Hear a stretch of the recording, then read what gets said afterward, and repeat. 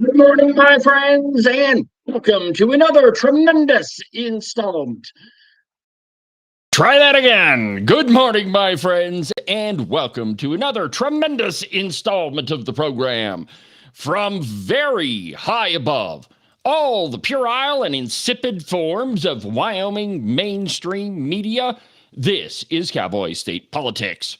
I, of course, am your illustrious host, David Iverson, firmly ensconced behind the silver Cowboy State Politics microphone and broadcasting to you from the base of the, well, no, almost from the base of the Bighorns. Good morning, my friends. Welcome to the program. We're still down in the middle swamp for one more program. Can you believe that? It's been an entire month down in the middle swamp, and I cannot tell you how excited I am to get back to the Cowboy State Politics headquarters and the lovely Christine and the puppies. And so one more program, and then we'll be back home. First, let me apologize for not getting a podcast out yesterday. I was waiting for the results of the super special investigative committee. And I thought, why wouldn't you tackle that first off, right out of the gate at the beginning of the day, and then maybe just get it done? No, they didn't do that. They didn't do that at all. They waited until the very, very, very, almost the very last thing in the last night's legislative session. So they didn't really release everything until, I don't know what time it was, but 6-ish, 6:30-ish, something like that. But anyway, so this morning we will have a podcast, and it's, I have to tell you, this entire session has been a lesson in what the press is and what they are not. Last night in the House chamber, there was only one media organization. There was only one news organization in the entire House gallery, and it was me. Cowboy State Politics, the Open Range Record, however you want to put it. I was the only person, the only member of the press that was there. Now, of course, they all have their articles written this morning. How, there was no wrongdoing, but it looks really bad. And, we're going to take some steps to fix it. That was the essential parts of Art Washet's report. It was long-winded, and, he did his best to admonish conservatives, though he didn't come out and say it. Essentially, he just said, there's nothing wrong here. But what, it shouldn't happen again, and it looked really bad. That's pretty much it. But it was obvious that the investigative committee didn't go into a whole bunch of different things that perhaps they should have addressed. Like, I don't know, Carly Provenza lying to the committee. The Open Range Record covered that story, in which she gave an interview to the Cow Pie, Jake in the Cow Pie, and in which she told him that she sent that video to the press immediately. Her exact words were, moments after I took the photograph. But when she was in front of the investigative committee, she told them that she consulted a whole bunch of people, including LSO staff and a couple of different legislators, Liz Storr, and Katie Talbot, the chief clerk, and Matt Obrecht in the LSO, and then she sent it to the media.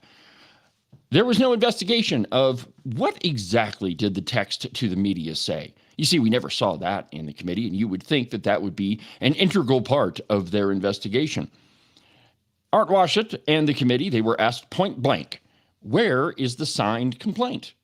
Because the procedure of this whole thing was to, sign a complaint and give it to the presiding officer of whichever chamber you're in. In this case, it would be the Speaker of the House. But that didn't happen. And the investigative committee did not do any investigative work on that. In fact, pretty much the only thing they focused on was reports from the alleged press. But they weren't in the House gallery last night to see the fruits of their labors. Nope, not. And you would think as much effort as they put in to this whole charade, and that's what it was, really, is a charade. But you would think that out of all of the work they did, all of their efforts, all of the articles that were written, that they would be there to see the crescendo of all of their work. But not a single one of them was there. Why? Because they all knew that it was a sham. Because they all knew that none of this should have happened, and it wouldn't have happened had it not been for them. You see, what this tells you about the Wyoming media is that they are not news, that they are at best yellow journalism propagandists, and that's what they are. Now, about a week ago, well, actually Sunday, so I shouldn't say a week ago, they actually started reporting what the facts were. And they left out all of their innuendo, but not all of it, some of their innuendo and their accusations, and just focused on what was said in that committee meeting. And I ask again, why? Because they all knew that this entire thing was a sham. But there was no Claire McFarland in the House gallery. There was no Maggie Mullen from Wildfile. There was no Jasmine Hall from the Jackson Hole News and Guide, though they are all in Cheyenne. Well, I shouldn't say all. I don't know about Claire McFarland. I haven't seen her for a couple of days. But Jasmine Hall is here. Maggie Mullen was here because I had a wonderful interaction with her yesterday in which I asked her, hey, Maggie, I saw your video. And she says, oh, I don't do social media, David. And I said, well, that's not true, because I saw your video that you did with Wyoming Public Media, and it was, at best, propaganda. Well, what do you mean? And so I had to repeat for her. I don't recall, which is exactly what they played in their video, trying to cast aspersions on everybody who testified in front of that committee, and not giving any sort of allowances that perhaps maybe the House floor is a pretty chaotic place in the evening. Maybe perhaps there was lots of things going on and nobody was paying any attention to, what Carly Provenza was doing, or even what our pal Rebecca was doing. But instead, Maggie Mullen tried to cast it as though everybody was lying, and that was their intention. You see, the press in Wyoming is not news. They don't even come anywhere close to it.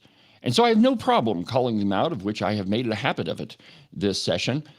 Jasmine Hall caught my ire last Saturday at the GOP meeting, in which I asked her what exactly it is that you call. What do you call what it is that you do? Because I'm pretty sure it's not journalism.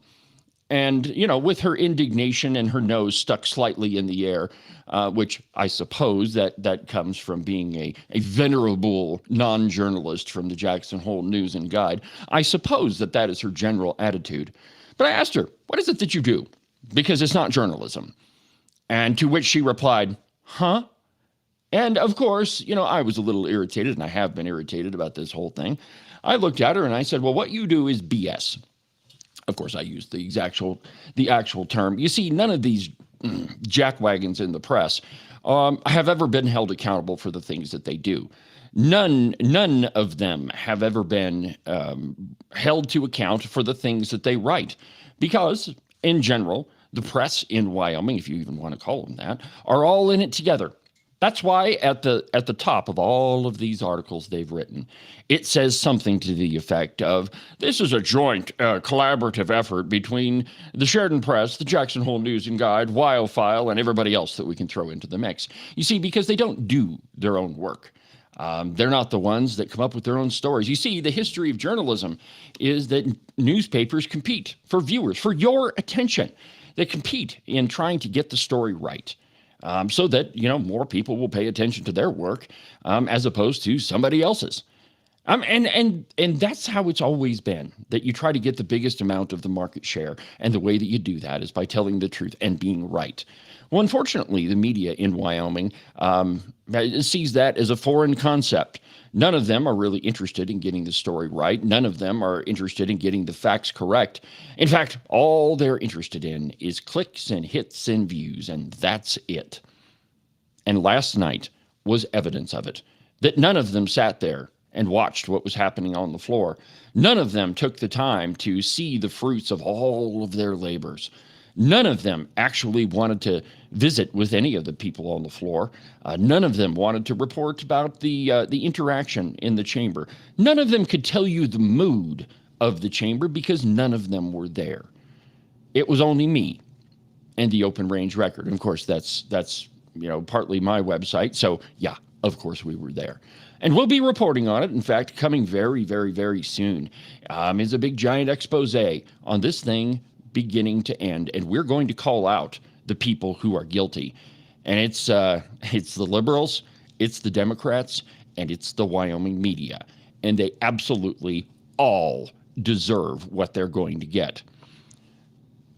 Well, my friends, today on the program, and sorry for that little lengthy monologue, but man, I've got to tell you, this whole session has been super, super frustrating, only, for a lot of different reasons, but mainly that we're the only ones that are reporting the news. I mean, it works out good for us because we're the ones reporting the facts. Like if you go to the front page of the Cowboy right now, you won't see very many articles about actual pieces of legislation, the things that affect your life. And if you compare that to the front page of the Open Range Record, there's all sorts of stories about bills that died, bills that succeeded, bills that are still in discussion. We're the only ones doing news. And thank you very much for watching. Thanks for paying attention. And thanks for getting the stories right. So on today's program, I've got the phone lines open.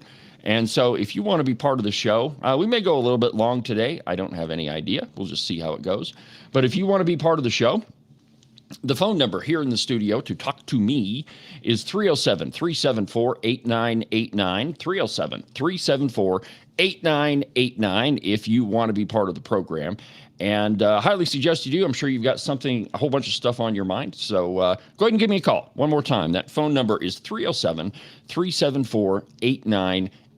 Now, one of the big story that we published yesterday is that Senate President Dennis Bo Beitman has allowed a lobbyist access to the House chamber. You see, that's absolutely against the rules. But, we're not really interested in following rules anyway. That whole 22-1 thing and reporting complaints, we're not really interested in any sort of following of the rules. But it would appear that Dennis hasn't been following Rule 15 in the joint rules, and that's the one that says lobbyists do not have access to the legislative chamber. I talked about this last night on the program with Senator Sherry Steinmetz on the Roundup, and she pretty much told, hey, we had no idea this guy was a lobbyist, but he absolutely is. And his lobbyist information was updated in January of this year. His name is Apollo Pazel, and we published a picture that was taken by Senator Steinmetz of a little pizza party in the Senate President's office. And you see in the picture Joey Correnti and Apollo Pazel. He's the one holding the pizza box. But he absolutely is a registered lobbyist, and he has been the entire time. I actually called him on the phone, and I said, hey, this is David with the Open Range Record, and I'd like to know, as a registered lobbyist, how you gained access to the Senate floor. And his reply to me was, well, after I'm done lobbying, then I'm a legislative aide. Now, you don't get to be both, Jack. You're a registered lobbyist, and that's what you do. And Dennis Beitman allowed you access to the Senate chamber. Now, the question becomes, what exactly was he doing on the Senate floor? What vote was he influencing? How many legislators did he talk to? How many different bills did he advocate for in his capacity as a registered Wyoming lobbyist? You see, we don't know that because Dennis Beitman wasn't honest about who he allowed access to the floor. So there's a great story on the Open Range Record, and this is a lot of fun being able to report from my own website. But here's the opening paragraphs of this, and I quote. There has been a lot of media coverage of the Wyoming House of Representatives this session. By comparison, little time has been dedicated to the goings-on in the legislature's upper chamber, including who influences its leadership.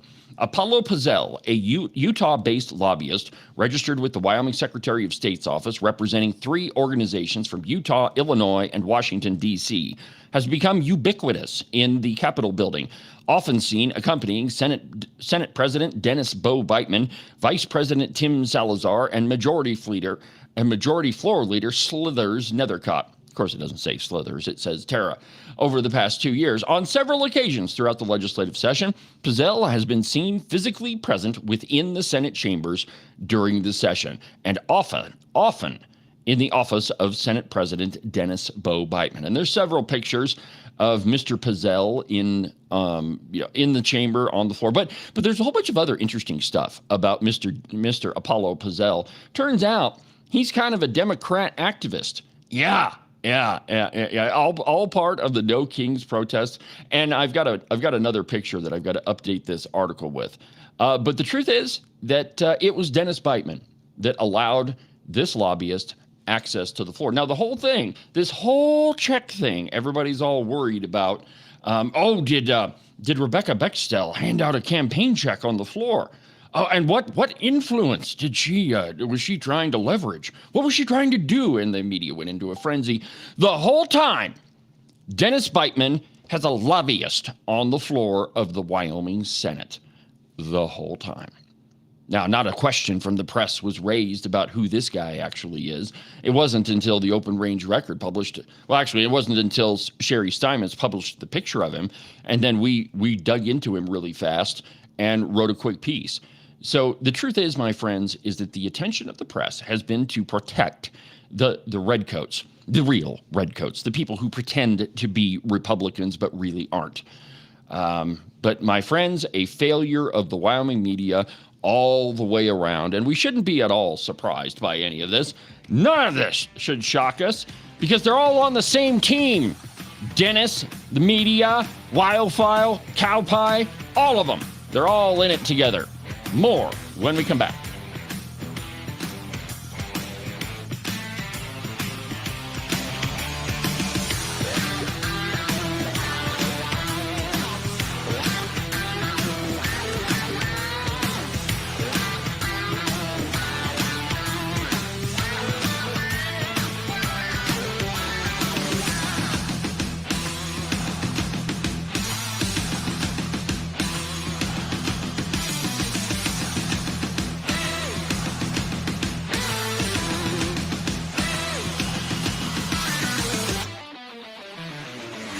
Are you tired of all the meaningless political drivel floating around right now? Endless commentary that really doesn't have anything backing it up? Do you long for the days of true investigative journalism coming from an authoritative source who really doesn't care how popular and apparently good-looking a politician is? Fortunately for you, that's what I do on Cowboy State Politics. New episodes are published every Monday, Wednesday, and Saturday, and you can get them anywhere that you get your podcasts. iHeartRadio, iTunes, TuneIn, really any of them will work. But the easiest way is just to go to the website, cowboystatepolitics.com. There, you can find all of the shows, as well as any of the articles I might bring up during the course of the program. Cowboy State Politics Live, the program you're listening to right now, is broadcast every Tuesday through Friday, beginning at 8 a.m. Pay attention to all of that other block-headed nonsense if you want. Just make sure that you don't miss an episode of Cowboy State Politics. And now, back to our program.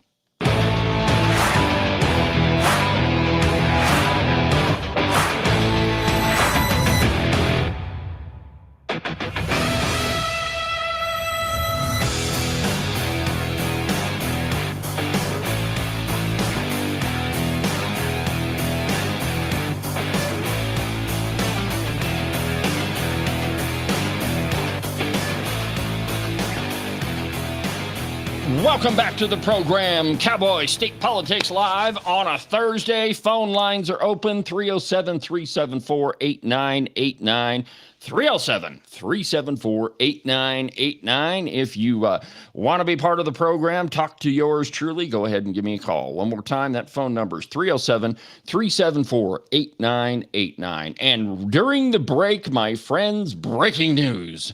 And this, again, should not surprise any of you, but the Open Range Record and me, Cowboy State Politics, David at Cowboy State Politics, have just confirmed that Mr. Joey Correnti has not received any payments from the state of Wyoming, meaning he is not under the employ of the legislature, the Secretary of State's office, the Wyoming Capitol, the governor's office. He's not under the employ of any of them. In fact, it was just confirmed to me by the state auditor, Christy Racinas, and in fact, 0 payments have been made to him. We need to look into that because if he's not under the employ of the legislature, then how, pray tell, does he have access to all of the inner workings of the government?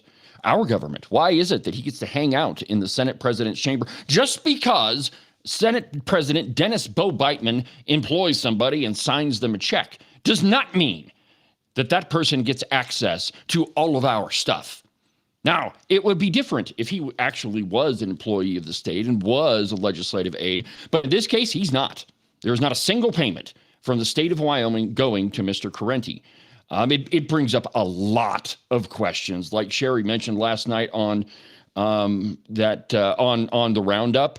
He's engaging in all sorts of political activity with the Wyoming Republican Party, rightly or wrongly. It doesn't really matter. He's been engaging in that, and he is present on the Senate floor in the Senate president's office. So please explain how all of that works, because it sure as heck looks shady to me. But yeah, so anyway, there you go. Confirmed by the state auditor's office that, in fact, there are no payments going to Joey Correnti, which means he got some splaining to do. All right, let's move on. And I've got another story that's a bit of a hometown type deal. And this one really, really made me angry. Now, if you remember a couple of years ago, Sergeant Nevada Krinke, a police officer with the Sheridan Police Department, was tragically murdered.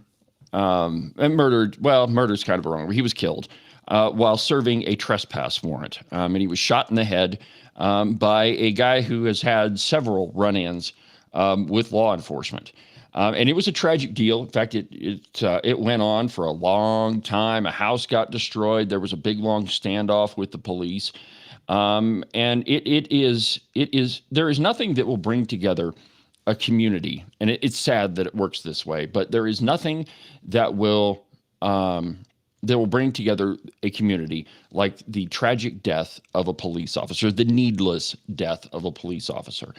And you can go pretty much anywhere in Sheridan, and you'll see stickers that bear Krinke's name in the windows of shops. When you go down Main Street, passing cars, you'll see the little badge sticker with the blue banner across it that has his name in it.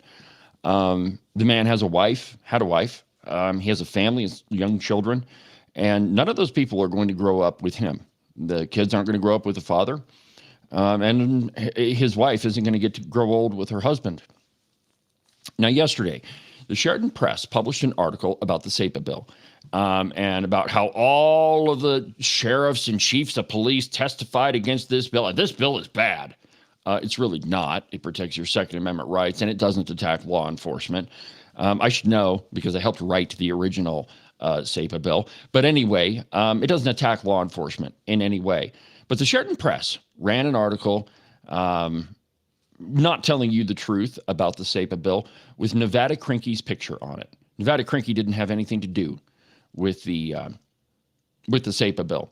He didn't have anything to do with anything that's happening down here in the session, but the Sheridan Press used his picture because they know what a visceral response it will get from the Sheridan community. The truth is that event is still raw. Now I didn't know the man. I'm married to somebody that did. I'm friends with a lot of people that knew Officer Krinke. And I can tell you for a fact that event is still raw. And the Sheridan Press used his picture for politics. The Sheridan Press, along with all the rest of the media, are nothing but opportunists. That's what they are, my friends. And the truth is, they should absolutely be ashamed of themselves. And if they had any ethics or any feeling about them at all, they would run a retraction. They're not going to. And the reason I can tell you that is I asked for a comment from Ashley Snoozy, the editor. Yeah, what an unfortunate name. Anyway, I asked for a comment from her before I published the story yesterday. And, my friends, we gotta stop paying attention to these news outlets that are not telling you, and they're not even news. I struggle with telling them, using that word simply because that's what we've all grown up to refer to the newspaper. It's news, but it's not. None of it is. And the Sheridan Press proved it yesterday. Ashley Snoozy, anybody that, and I'm sure it's not Joseph that works for the Sheridan Press. He didn't write that article. And I did, by the way, I did walk over and show the reporter from the Sheridan Press the article I was going to publish before I did it.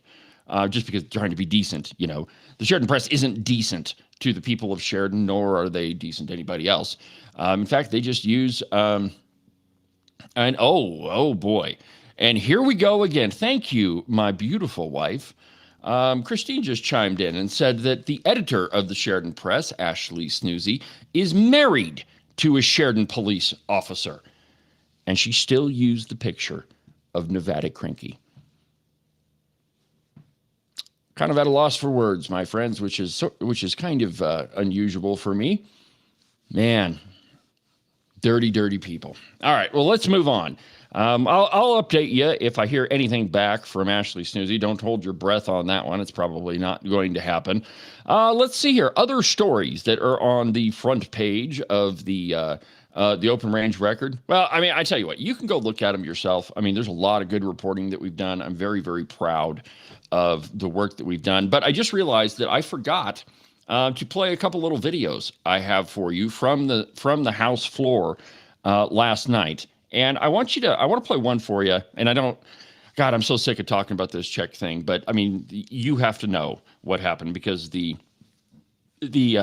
press, the rest of the press isn't going to tell you. So here's a video from Representative Jamie Lean on the floor of the House of Representatives last night, right after the Super Special Investigative Committee finished their little report. Then the floor was opened up to debate on whether or not to accept the report. So here is what Representative Jamie Lean had to say, and then we'll talk about it on the other side. Thank you, Mr. Speaker. I have a couple of questions in reviewing some of the materials, all of the materials that were found for this. Where's the written complaint? Hold on. If there was no written complaint, how did we get to this point? Thank you, Mr. Speaker. I have a couple of questions in reviewing some of the materials, all of the materials that were found for this. Where's the written complaint? If there was no written complaint, how did we get to this point? When we talk about Joint Rule 22-1, we're also talking about the very process by which complaints are to be filed and which these are to be handled. Did the committee verify when and how the media was notified? Where is the text message to the media and why haven't we seen it? Did the committee review the accuser's interview with the media as well? These are the questions that I don't have answers to yet. Thank you. And you never will, Representative. Representative, any other? Now, I'm going to try to get Representative Lean on the show tonight. I don't know if I'll be successful, but I would love to sit down and talk with her. And as it relates to the roundup tonight, we are going to have an episode at 7 o'clock. And one of the confirmed guests is Representative Gary Brown. I really like him. He is a very good person.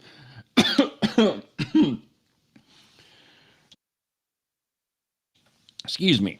Coffee went down the wrong tube. But anyway, Representative Brown's going to join the program. And I'll see if I can get Representative Lean on the show to talk about those questions that she doesn't have answers to. None of us have answers to them, and I doubt that any of us will ever have answers to them. But a big question is where exactly is the complaint?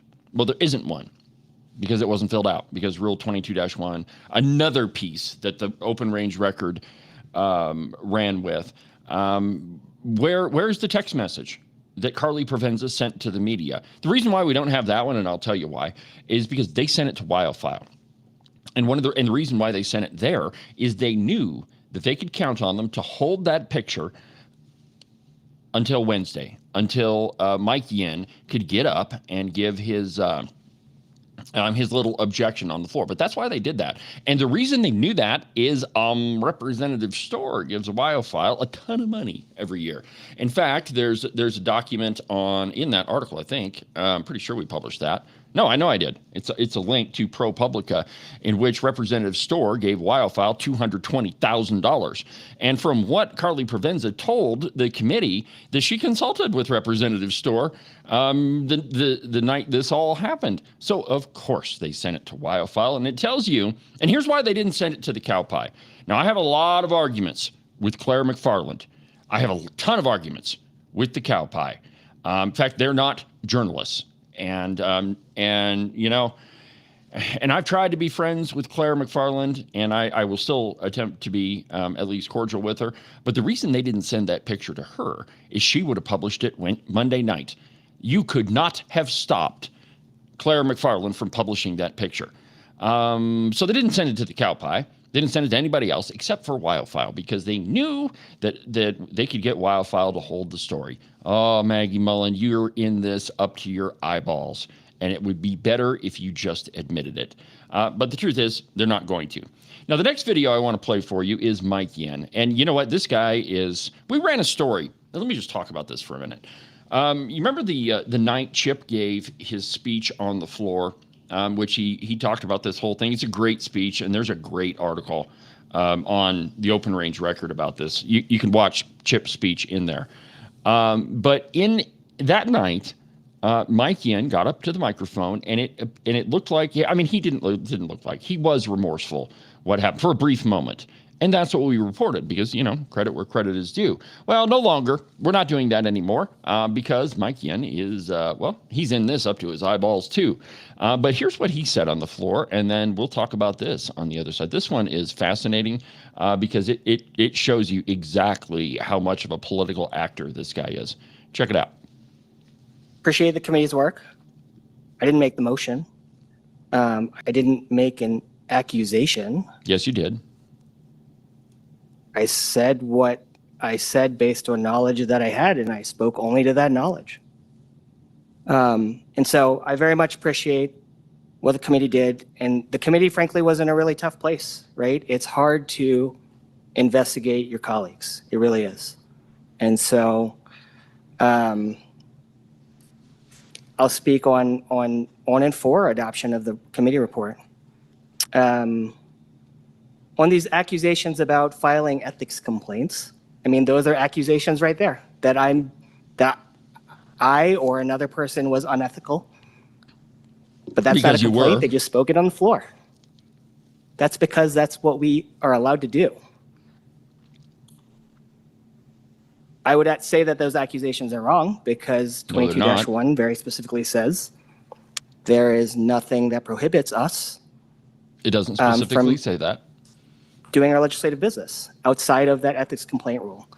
That ethics complaint rule is a good rule because, and frankly, I helped work on it. I can't handle this guy anymore. Oh, as you can tell, it's don't blame me. I didn't do anything wrong. I didn't issue an accusation.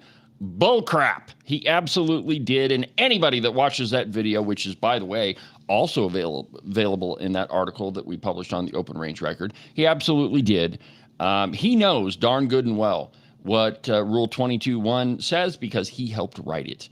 The truth is, my friends, none of these people are being honest about any of this. All right, let's go ahead and take our second break, and we'll continue with the program when we come back.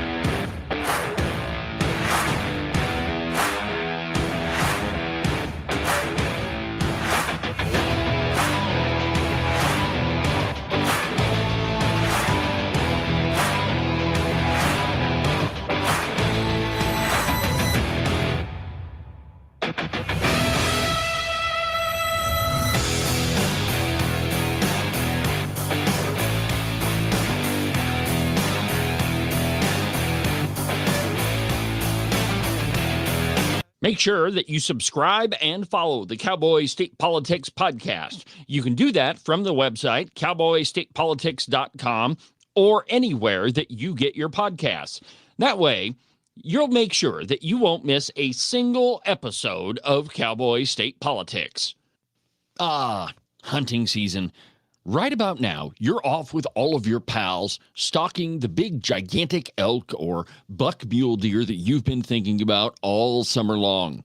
And your lovely wife is at home, probably enjoying her time without you. But soon, my friend, all of that is going to come to a screeching halt.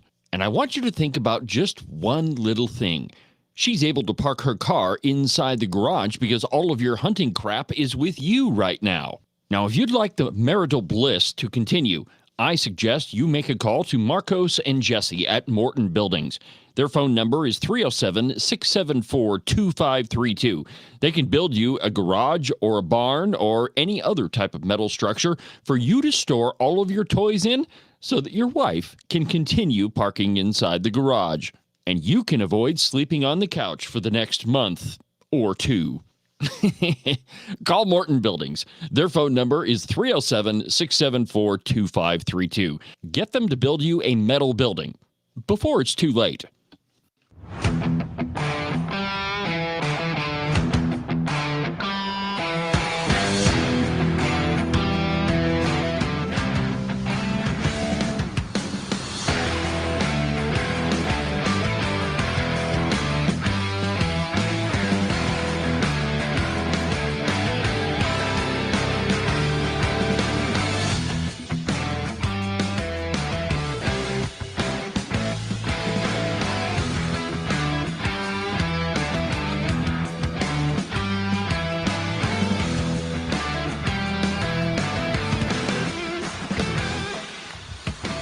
Welcome back to the program, Cowboy State Politics Live on a Thursday, the last Thursday that I'm going to be down here in this miserable swamp because I'm going home and I'm about ready.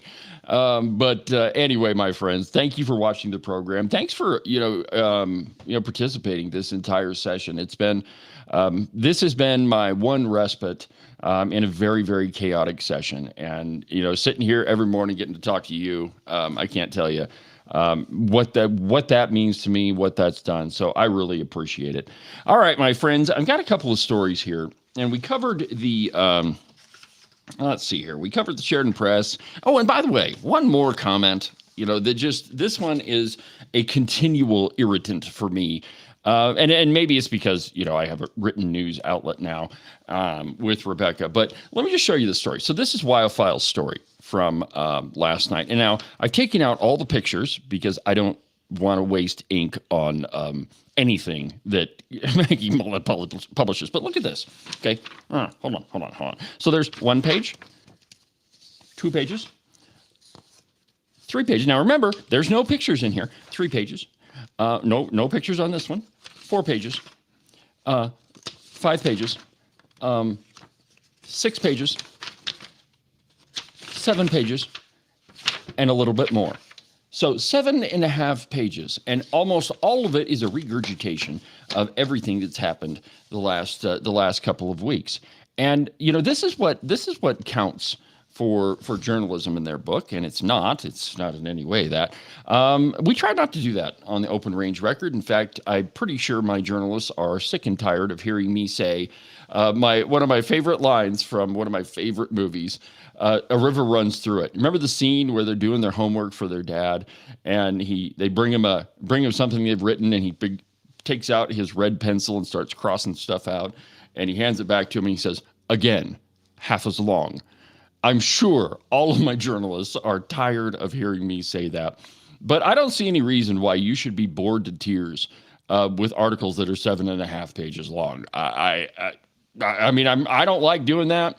I just want, hey, just give me the news, give me the facts. I don't care about the rest of it. I've already read that about half a dozen times. So we don't do that at the Open Range Record. Though I will admit, there are a couple of stories that are kind of long. I wrote a couple of them, but it's because they have to be to give you the full picture. All right, so there's another guy who has jumped in the electoral circus, and he's a county commissioner from Douglas, Converse County. Yeah, I think it's in Douglas. Robert Short, but he also happens to be the vice president of the Wyoming County Commissioners Association. And, I don't know if you know this or not, because we really didn't cover this on the show, but they are a really liberal group of people. And just so happens, I have a copy of all of the bills that they were in favor of and the ones that they weren't in favor of. You see, they have this big meeting, and all of them vote on all the legislation. And I mean, they allegedly vote. I don't know if they really do. And let me give you this little fact about the Wyoming County Commissioners Association. The president of the WCCA is a Democrat from Jackson. In fact, at her election, she was the only person nominated to lead that organization. Now think about this. Most county commissioners, in fact, the vast majority of county commissioners in the state of Wyoming are Republicans. Why? Because it's really hard to be elected if you're honest about your political inclinations. It's tough to get elected being a Democrat in this state. And so the only person nominated was a Democrat from Teton County. And so that room full of I don't even know how this works. How can you be a Republican and be in favor of a Democrat leading your organization? I would think that even if you were, short on candidates and you weren't able to find anybody that wanted to do the job, you could at least nominate somebody. I mean, whether or not they're going to win, I mean, don't just give it to the Democrat, but they all did. Weird. So anyway, this guy named Robert Short, he is the vice president of the County Commissioners Association, and he's going to run for Secretary of State. And I got to tell you, I have a bunch of stuff we're going to tell you about this guy. In fact, I'm pretty sure I already have him on video. And just a warning. to all of you redcoats. The reach of Cowboy state politics and the open range record is pretty big. And it's not. And here's why. Because it's the citizens of Wyoming that are sick and tired to death of being treated, being run by Democrats. We are tired of it. If you're a Republican, say so. If you're a Democrat, own it. We've had lots of Democrat governors, and if you're a good candidate, I'm pretty sure if you run a good campaign, you could probably get elected somewhere.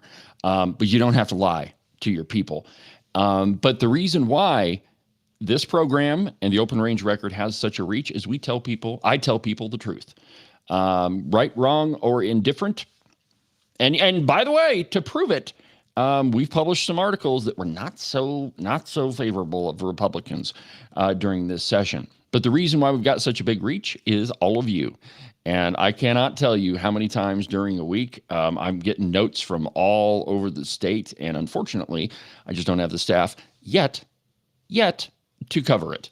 But that's coming, my friends. I have a feeling that in a couple of months, there are going to be a whole bunch of people that are doing some work for the open range record. It's just a hint. I wouldn't know that for sure.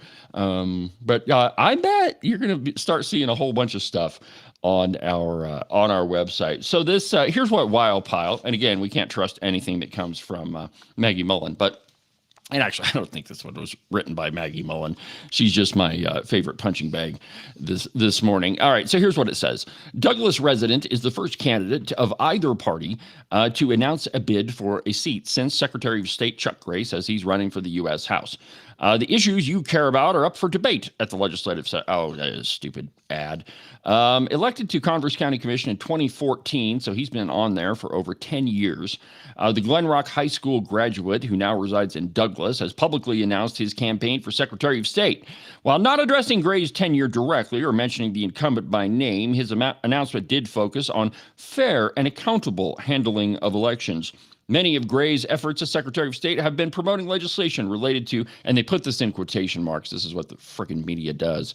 Anyway, election integrity. Yeah, because we know who Wildfile is. So let's see here. As a Wyoming Republican, quoted, this is what he says. As a Wyoming Republican, that is your first clue that maybe we ought to look into this jackwagon. Anyway, I'm deeply committed to the principles of smaller government, lower taxes, and free markets and the Constitution. I hold an unshakable belief in helping people and have dedicated much of my life to service, Short said. The Secretary of State is charged with duties that first and foremost require an unwavering commitment to follow rules that build trust. Okay, more drivel. But that first sentence, if you live in Douglas, I want to know if that first sentence is in any way close to the truth. Let me repeat it for you. As a Wyoming Republican, don't worry, we'll look into what the positions that he's advocated for. I'm deeply committed to the principles of smaller government, lower taxes. That one's going to be easy to verify. Remember, Vice Chairman of the County Commissioners Association, I bet there's a bunch of tax bills they weren't in favor of. Anyway, free markets and the Constitution. You don't suppose that the Converse County Commissioner has been in favor of picking winners and losers in his county, do you? You don't suppose that he's given money to nonprofits. I mean, I'm just throwing stuff out there. I don't know if any of this is true. But anyway, these associations, and this is another bill that really sent me through the roof because some Republicans voted against it. But all of these, if you hear the word association, that means it's a private lobbying organization. Association does not mean government. And your tax dollars, to huge amounts, are given to these associations so that your elected officials can be part of these lobbying organizations. So in other words, your money, your tax dollars are used to lobby against your best interests. And again, when we're going to do that story about all the positions of the county commissioners, you're going to find out that they're not in favor of helping you, nor are they in favor of lower taxes or free markets or anything like this. But your money, goes to pay for these, and it's the County Commissioners Association, it's the Wyoming Association of Municipalities, it's the Assessors Association, the Treasurers Association, the Association of Sheriffs and Chiefs of Police. All of those things get your tax money because, you know, these elected officials, they have to be able to, join these associations. It's bullcrap, and it's so dirty, and to the tune, and statewide, these associations get millions of your tax dollars. My favorite one is the NAGS. I'm not even joking. The National Association of Attorneys General. Okay, we only have one attorney general, but we pay $75,000 a year. Let me repeat that. $75,000 a year for him to be part of a group called the NAGS. And if you look into that group, they're fantastic. They're lawyers, so they're all pretty well liberal. And what this group does is they take up cases and they take a giant percentage of the money to fund their little lobbying organizations. So across the state, there's a huge amount of money that goes to all of these lobbying organizations, and it's all your money. It's all tax dollars, and it's an incredible amount of money. In fact, we did an article early on in the session about these associations and that bill that was killed. And like I said, there were some Republicans, some conservatives that voted against that bill. So, go check it out. And the names are listed in there. And this is a bad deal, my friends. Absolutely bad. All right, so let's take our last break. And then when we come back, we'll finish up the show.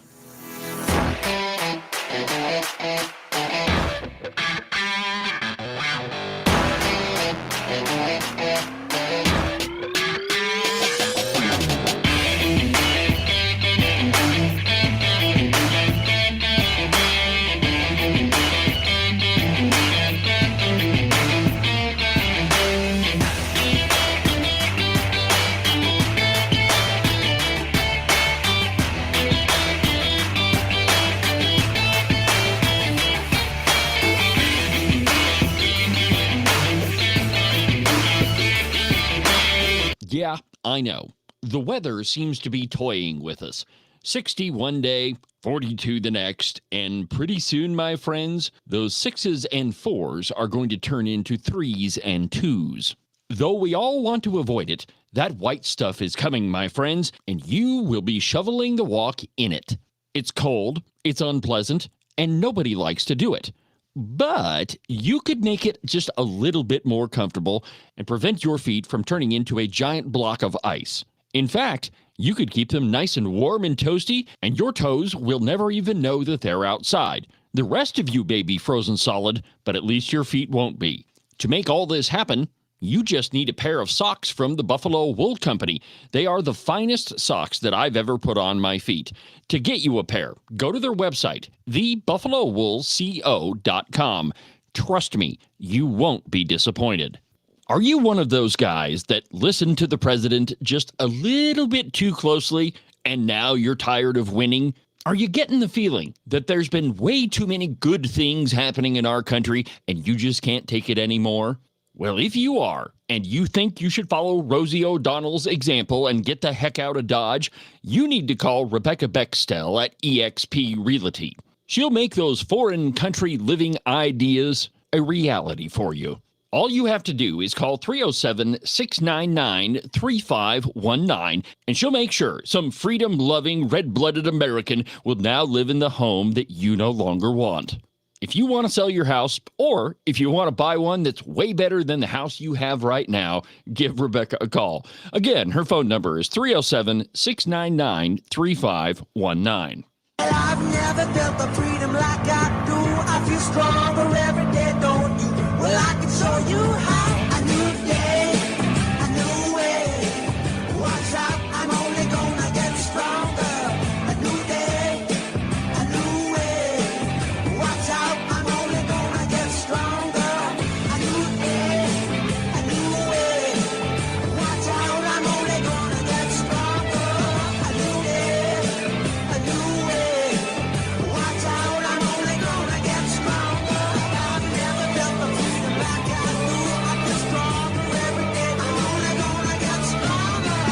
This program is only going to get stronger. Cowboy State Politics Live, the Cowboy State Politics Podcast, the Open Range Record.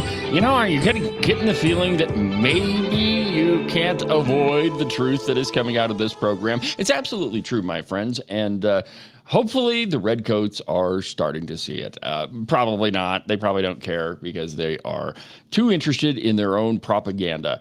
By the way, politics is kind of a funny thing. There are a lot of funny things that happen, and we're going into an election season. And candidates, man, this is like the Super Bowl for me. Not so much for the lovely Christine, because it kind of puts a damper on our summer. It's kind of a rule, like if you're involved in politics, if it's an election year, don't make any plans because you don't know what's going to happen. But candidates say some of the dumbest stuff, and it's a tremendous amount of fun. Well, on April 18th, the Campbell County Republican women are hosting Kyle Mann from the Babylon Bee. He's a funny guy. I'm sure just about everybody has seen a post from the Babylon Bee. Interestingly enough, they're way more accurate than the Wyoming media, and super, super funny. But he's going to be in Gillette on April 18th. And if you want tickets to go to the show, I highly suggest it. It's going to be a blast. Go to CampbellCountyRepublicanWomen.com and you can get tickets and you can get all the information there. It's going to be a blast. And I'm going to try to carve out some time to go, and it'll be fun.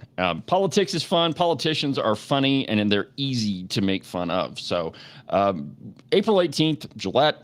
Campbell County Republican Women, Kyle Mann from the Babylon Bee. All right, my friends. Well, we've got 2 more days, today and tomorrow, of the legislative session, and they did have a couple of days left over from the general session. In fact, they had 3. Now, why this is so important is that if the legislature is in session, the governor has 3 days. Is it 3 or 5 days? Can't remember. Anyway, he only has a small amount of days to sign a piece of legislation or to veto it. And the more important ones, the legislature tries to stay in session. So if he kills one of their bills, they're around town to overturn his veto. But if the legislature is not in session, or if they don't have enough days, well, then the governor can do whatever he wants, and he can veto anything. Now, if the legislature has gone home, they've checked out, they're back home with their families, then the governor has 15 days to sign or to veto any piece of legislation. And so when you get down towards the end of the session, those extra days are kind of important. Now, last year, the Senate checked out early, which is an interesting story. We've got one that I'm going to publish this morning that is about how much time the Senate has wasted. You see, a couple nights ago, they left, and this was the night of the pizza party, the now infamous. Oh, and by the way, I got to tell you this part. You should go back and watch the issue of the Roundup, or the episode of the Roundup we did last night with Sherry Steinmetz. She goes into great detail about that picture and how the Senate actually had a caucus meeting, which, by the way, they don't have caucuses in the Senate. There's no Republican, Democrat. They all meet together, which what it is a meeting so they can plan what they're going to do to you without the prying eyes of YouTube and the media. Well, anyway, they had a caucus meeting over a Facebook photo. I'm not even kidding you. I'm totally not. They threatened to censure Senator Steinmetz over a Facebook photo. And there were also rumors that Dennis Beitman was going to hold a press conference to address what he called fake news. Oh, my God. Why? I mean, how thin of skin does that guy have? I don't think that any of us can possibly measure it. But come on, a Facebook picture? You got caught red-handed, and now you're trying to explain away your misdeeds. Well, anyway, that's not going to fly with Wyoming citizens. And when it comes to elections, Dennis, you're better off just going home because we are going to mock you relentlessly. And all of the bad stuff that you've done is going to come out. And I cannot wait to be the first one in line because Dennis, unfortunately, is my senator. So, yeah, he didn't talk to me. He hadn't talked to me for a really long time. Probably because he's afraid of the truth. But anyway, yeah. So Facebook photos really irritate old Dennis, and I can't tell you how happy that makes me that he finds that very hard to deal with. Anyway, my friends, we pretty much burned up another busy broadcast hour on the program. And well, we got one more that we're going to do tomorrow. And then I am going back home to see my beautiful wife, the lovely Christine, and the puppies, and get away from this dirty, nasty swamp. All right, my friends. Well, that'll do it for today's installment of the broadcast. Have a good rest of your week. I'm going to publish a podcast right after this. And if you missed this show, I'm just going to replay the whole thing so that you can get the full experience of it. But for now, from the depths of the middle swamp, I'm David Iverson, and this is Cowboy State Politics. See you tomorrow, my friends.